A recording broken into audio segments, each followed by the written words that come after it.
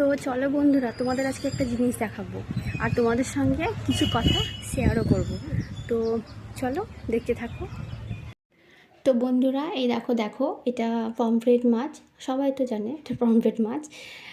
তো তোমরা ভাবছো যে দিদিভাই পমফ্রেট মাছ আমাদের দেখাচ্ছে কেন?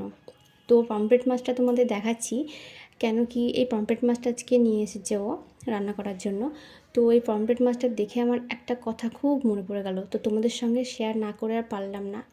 তো যখন পুরীতে গেছিলাম ঘুরতে, তো তখন সমুদ্রের ধারে বসে সন্ধ্যার সময়তে মিষ্টি সমুদ্রের মিষ্টি হাওয়াতে বসে বসে এই যে পমফ্রেট মাছের চপটা খেয়েছিলাম, তো জাস্ট মানে বলা যাবে না, এত ভালো লেগেছিলো। তো সেটাই আজকে মনে পড়ে গেল, তো সেই জন্যই তোমাদের সঙ্গে সেটা একটু শেয়ার করলাম। তো সেটা মানে এত একটা সুন্দর একটা মুহূর্ত ছিল, তো সেটা তোমাদের সঙ্গে শেয়ার না করে আর পারলাম না। তো ঠিক আছে, চলো যাই হোক, ভিডিওটা যদি ভালো লাগে তাহলে একটা লাইক আর কমেন্ট করে দিও।